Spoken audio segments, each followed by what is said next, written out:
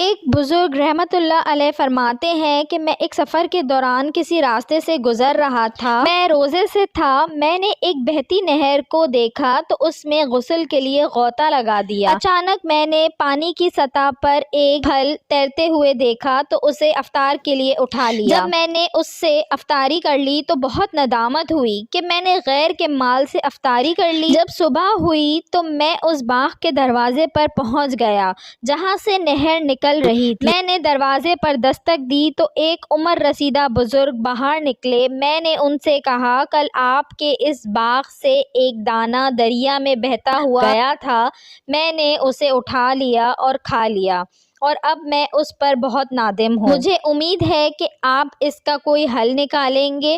وہ بزرگ بولے، میں تو خود اس باغ میں مزدور ہوں، مجھے یہاں کام کرتے ہوئے 40 سال ہو گئے مگر میں نے اس کا ایک پھل بھی نہیں کھایا اور اس باغ میں میرا کوئی حصہ نہیں۔ میں نے پوچھا، پھر یہ باغ کس کا ہے؟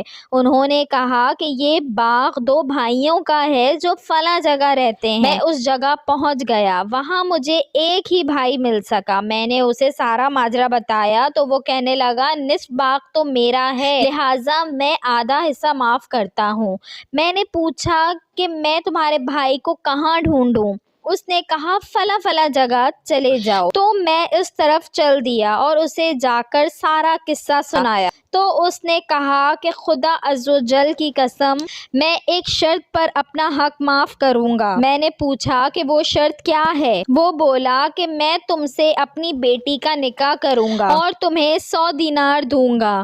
میں نے کہا، افسوس کہ مجھے اس کی بالکل حاجت نہیں، کیا آپ نہیں جانتے کہ اس ایک پھل کی وجہ سے مجھے کتنی پریشانی ہوئی ہے؟ لہٰذا میرے لیے کوئی اور حل تلاش کریں۔ انہوں نے کہا کہ خدا عزوجل کی قسم، میں اس شرط کے بغیر ایسا نہیں کروں گا۔ جب میں نے ان کا اصرار دیکھا تو ان کا مطالبہ تسلیم کر لیا اور کہا، ٹھیک ہے۔ انہوں نے مجھے 100 دینار دیے اور کہا، اس میں سے جتنے چاہو میری بیٹی کے مہر کے طور پر دے دو۔ میں نے سارے دینار واپس کر دیے مگر انہوں نے کہا کہ سارے نہیں، کچھ دینار دے دو۔ پھر جب انہوں نے اپنی بیٹی کا نکاح اس آنے والے شخص سے کر دیا تو لوگوں نے اس سے اس بات پر ملامت کی کہ جب ارباب اختیار اور بڑے لوگوں نے تمہاری بیٹی کے لیے پیغام بھیجا تھا تو تم نے انہیں اپنی بیٹی نہیں دی تھی، تو اس فقیر کو کیوں دے دی جس کے پاس بالکل مال نہیں ہے؟ تو انہوں نے لوگوں سے کہا کہ اے لوگو، میں نے پرہیزگاری اور تقوی کو ترجیح دی ہے کیونکہ یہ شخص اللہ عزوجل کے نیک بندوں میں سے ہے۔ ویڈیو اچھی لگی ہو تو اس کو لائک کریں، شیئر کریں